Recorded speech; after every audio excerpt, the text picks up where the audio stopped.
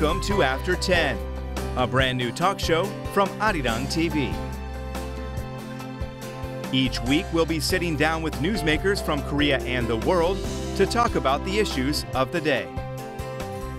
This week, on the first edition of After 10, we're joined by Kim Sung-joo, one of the co-chairs of Saenuri Party presidential candidate 박근혜의 campaign committee.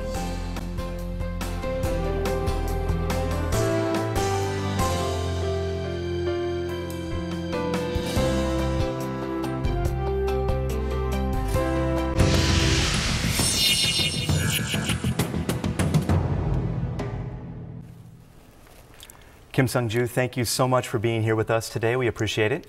Good evening, Scott. Good to see you again. Good to see you too. Thank you for being here. Let's begin with your decision to become the co-chair of 박근혜의 presidential campaign committee. Now, you're someone who really wasn't involved in politics before.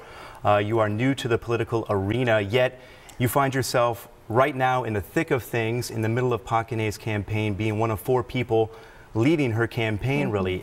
Very curious as to how that all came about. Well, well, first of all, I hate politics.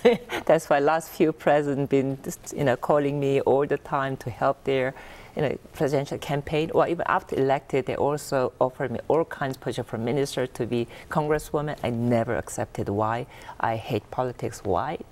Simple. It is corrupted, and I usually say my definition of politics is dogfighting in mud pad. But why did I get in where I used to hate? As a successful global CEO, willing to sacrifice and jumping in most hated place, which I used to regard, just only very simple as duty as an intellectual brought up by this nation. When nation is in danger, I feel like I need to serve and help contribute something. Which leads to the question, why 박근혜? I think a lot of people think they know who 박근혜 is as a person, maybe because of her public image, or perhaps because of who her father is, of course. You know her personally. You're very passionate about her as a person and as a candidate. What would you like people to know about 박근혜, the person? Well, first of all, I didn't know about her much. Only I knew from most of other people know. But among those 3 candidates, if I need to help this nation, whom should I endorse?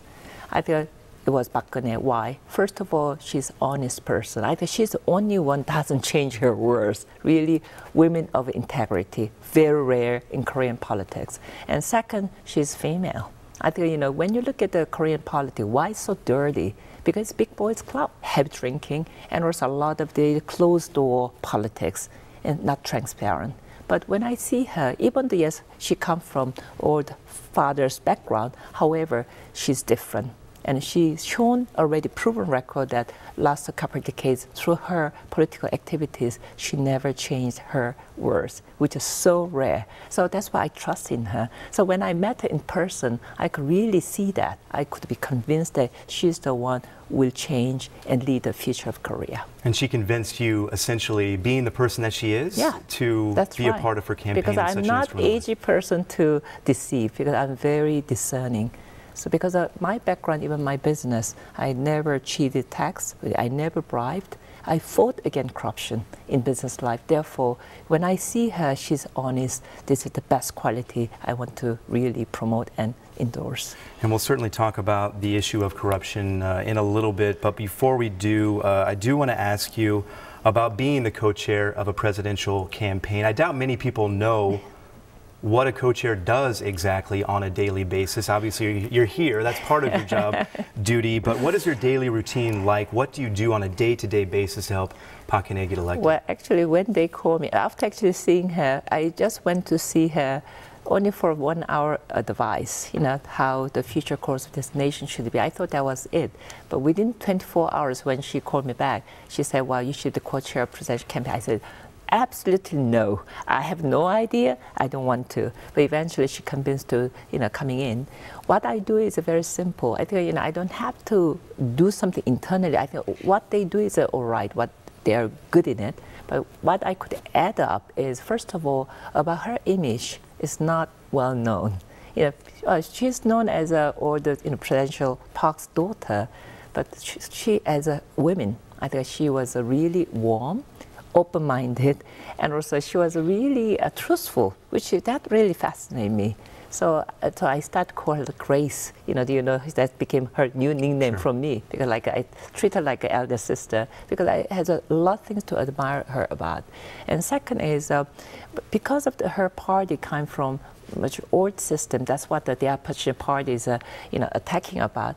But I saw a lot of potential. What I see is really try to put the whole nation in very safe ground, the future upcoming global challenges.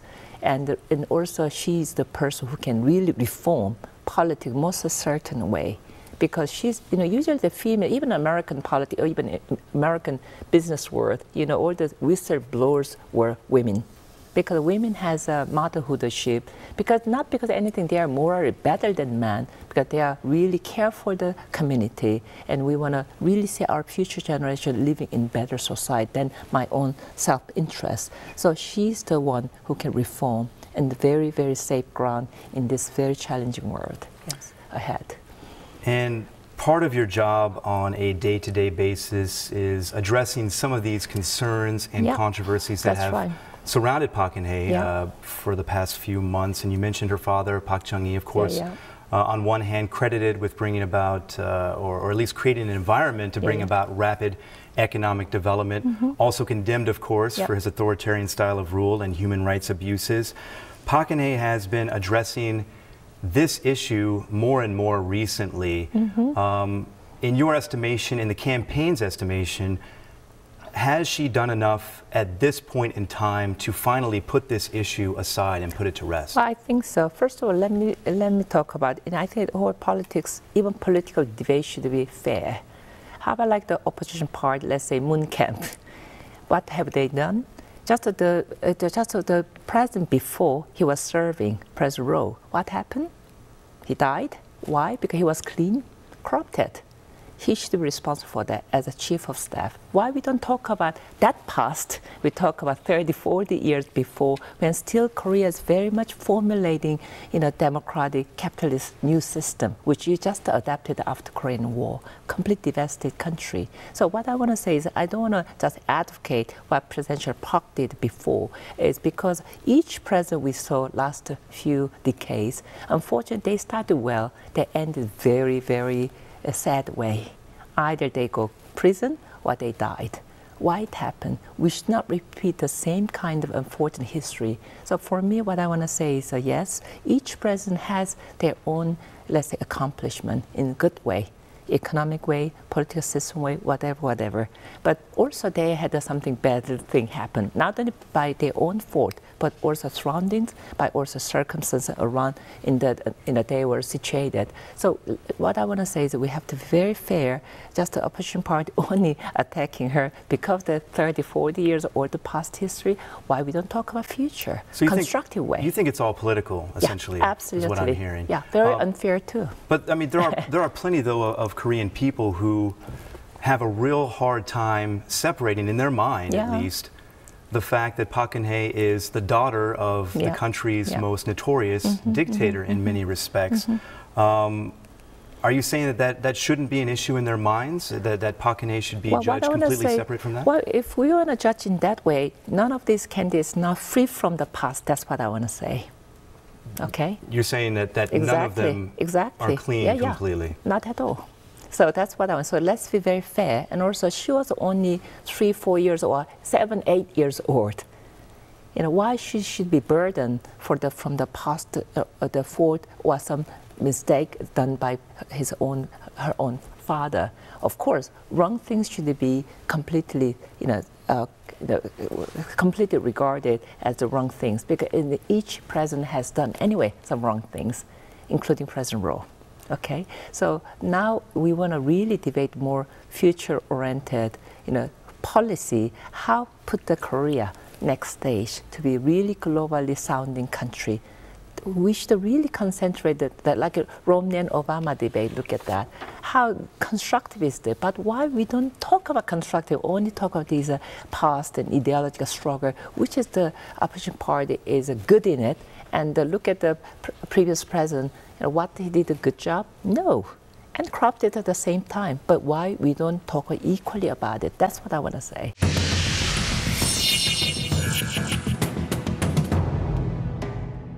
So let's talk about the future a little bit. Sure. The bigger question in all of this, of course, we're focusing on these controversies when a lot of Korean people want to focus on the issues, which is what you're saying here. Let's begin with Park Geun-hye and the Saenuri Party's domestic policy platform. What are the major issues domestically within the country that Park Geun-hye would like to address if she is elected as president? What does she want to change in this nation? Well, I think she talked about democratize the economy. Obviously, she was very concerned about the concentration of wealth, which has been always a big problem because it's not only segregate those a few percentile of who has and majority who don't have. And second is also, unfortunately, this first generation of Jaeol did a good job. Really put this nation, made one of the largest, the best economy in the world. Now we are the 10th largest economy in the world, which is not bad at all. And also in each industry, we have one of the biggest company from the heavy industry, semiconductor, and even the cars, and which is amazing out of a small nation like this. But when it becomes a second, third generation, I start think this is their own possession, and they start going into small, medium companies area, which is completely wrong. That's why definitely this democratic or democratized this the economy should be really regarded as one of the first issues she should endorse. But besides that, another thing she want to talk about, the creative economy, which is very constructive, future-oriented. Why?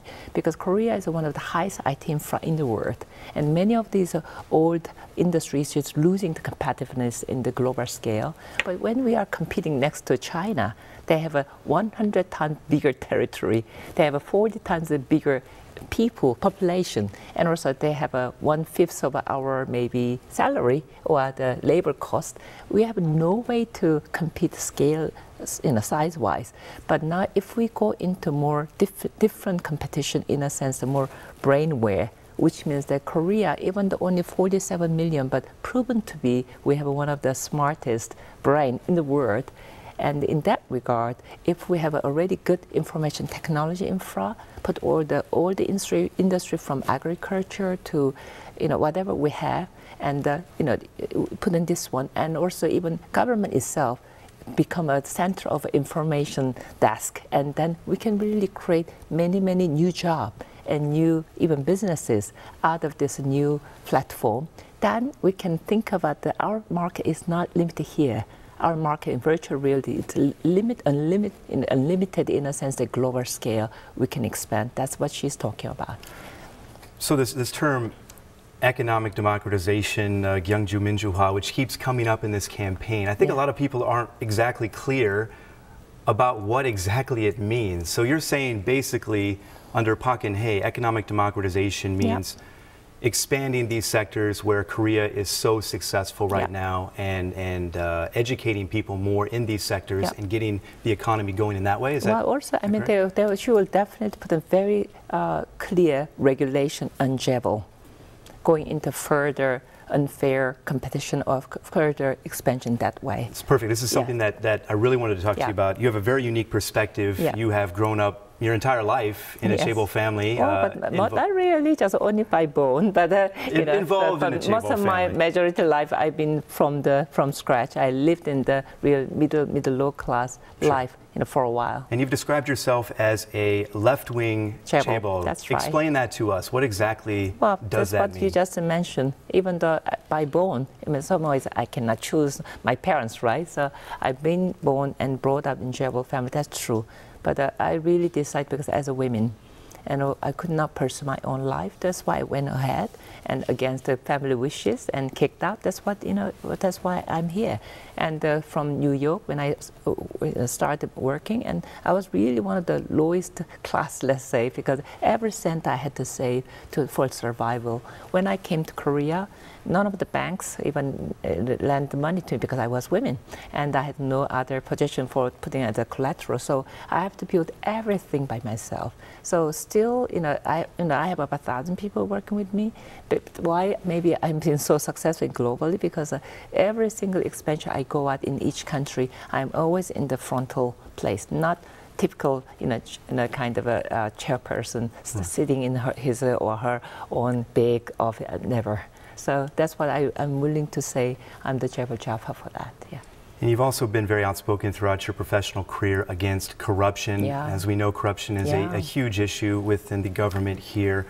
What needs to be done and what can be done? I don't want to be naive. I don't want to be cynical either. But realistically, can anything be done? And will Park Geun-hye do anything to lessen the amount? First of starting my own experience, when I entered Korean business area, not only big boys club, most of the deals done through the room salon, big, heavy drink, but every day, I don't know why it became the tradition in this country. Therefore, there's under table, we call that white envelope. The bribing is just a common practice. Therefore, each company has to cheat tax to make this secret money, and the abusive business practices. So it was just amazing. So when I started, I said, "Wow, should I compromise with them in the sake of making more profit while filling on my pocket, or should I just stand for clean hand? Transparency can win the game." I know I chose very difficult game because I was women already. I was handicapped. I had a daughter to grow. I had a baby at that time, and also at the same time I didn't bribe, and really tried to work 10 times harder, 10 times smarter, and 10 times faster. That's why I was one of the early adapter for IT system to my own operation information technology system. So I think it's something very applicable to politics too. Politics corrupted because I think it's a slight different nature of business. I know it's a more people's business, let's say. Therefore, it's not one person operation. However, how we can clean up the corruption. If you look at good example already in Europe, like Merkel in Germany, and many of these Nordic countries, they have very successful president or prime minister as women. Even Ireland, remember the island, Mary Robinson, when she became the prime minister or president, cleans up. Even New Zealand, everywhere, even now Brazil, and even many other countries has shown very clearly when women enter the politics, even though they come from all the party, they have a motherhood nature, which is so important because they just want to see my nation, my community should stand on fairness and justiciable ground.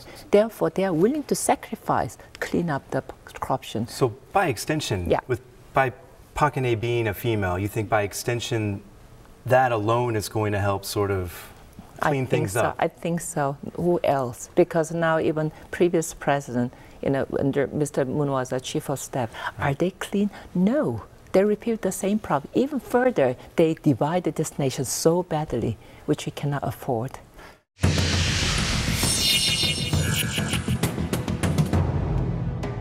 Foreign policy issues, they haven't been talked about as much in this campaign just yet. We are a month and a half away, so perhaps in the days and weeks to come we'll hear more. But Park Geun-hye's worldview, what is it? And more specifically, speaking about North Korea, obviously a huge geopolitical concern here in South Korea, how is Park Geun-hye going to deal with North Korea if she is elected president? Well, first of all, before even talking about what Park Geun-hye's view about it, which is very important issue, I'm glad you brought it up because none of other candidate has absolutely no idea and no experience in it. This is the dangerous point because Korea is now standing alone. Out of this internet revolution, whole world, global community is like a one ocean. Korea is only a small island in the middle. It means that we are so much interdependent, well connected through the internet. And look at even our children. They lived in already as a global citizenship. Because through the Facebook, through the Twitter, right?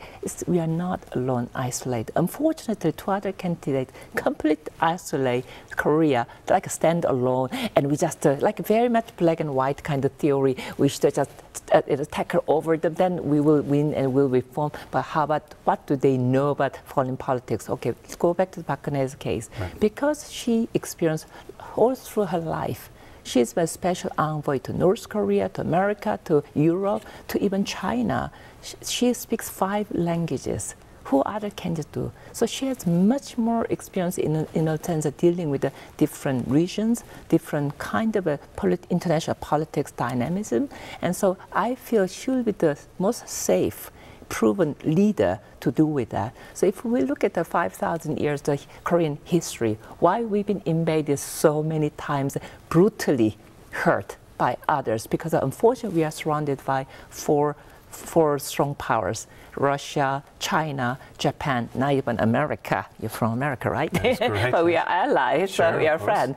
But unfortunately, this Korean peninsula country, before these big power tried to penetrate others, they swept up first and using us as a platform. So still now became again very, very dangerous, because now whole economic center used to be West, right, now moved to Asia.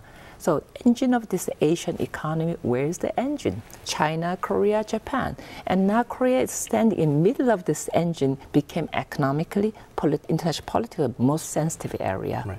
I don't think there's any question that the next president of Korea is going to have their hands full, of course, with North Korea, but also balancing the issues with the allies, the U.S. and China as well. So she will be, I think, most balanced leader dealing with that. That's what I believe. And also, even you talk about North Korea, right, you never know what's going to happen. Sure. Either internal collapse, either some war, anything happen. Therefore, again, the leader who has not only balanced view how to deal with our allies, our surrounding superpowers, but also who has heart for North Korea too. Because security-wise, we have to firmly really secure with our allies that not ever North Korea attempt any war, any disturbance. That's one thing sure. That's also another thing I'm talking about the opposition party.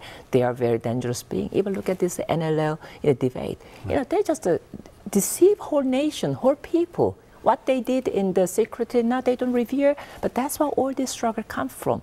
Very dangerous. But Bakune is very clear where she is standing. Meanwhile, humanitarian-wise, we still have to help, because there are people dying and starving. Very briefly, because we're getting short on time, but will government level aid to the North resume under Park Geun-hye if she becomes president? I'm not sure, but that's one thing I cannot represent personally. But what I'm saying is a more civilian level, because even me personally have been already helping medical, education, and food aid through World Vision, things like that. I think we should continue, because we even helping people in Africa. Why not our neighbors in North Korea?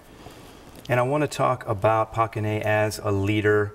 You have had the pleasure of meeting various leaders from around the world throughout your career.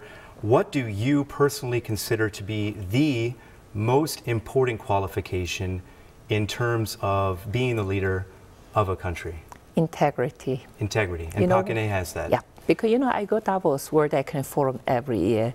Each president, new prime minister, whether with a good dress, good suit, and they coming up and very well spoken in the podium. But only person always made me most trustworthy was Merkel. She's very humble looking, humbly walking, and standing in the podium. Even though she's not attractive lady, in that regard, Park Geun-hye is a much more attractive lady. However, what she speaks so clear, so analytical, and admit what went wrong, and she also determined to correct that. She's the one who holds not only Germany, which is the biggest economy in Europe, the whole Western Europe at the moment.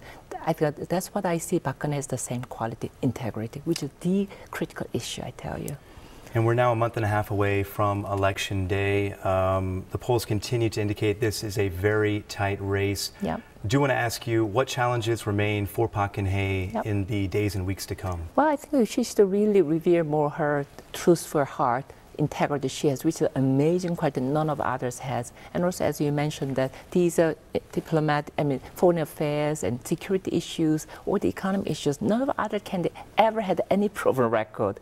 And we cannot put whole nation next 5 years in danger, because it's a really crossroad, either making or breaking. If we really put the whole nation on the trustworthy ground with the integrity, reform the government and clean up the politics and really hold the nation together as 100%, then we can really be one of the most competitive nations, not for our sake, for the global community's sake. If a wrong person take on this nation, putting in the dangerous and struggling and dividing and dealing with wrong way the foreign policy, they can destroy not only Korea, whole world, because this is the place could start the Third World War. Don't forget.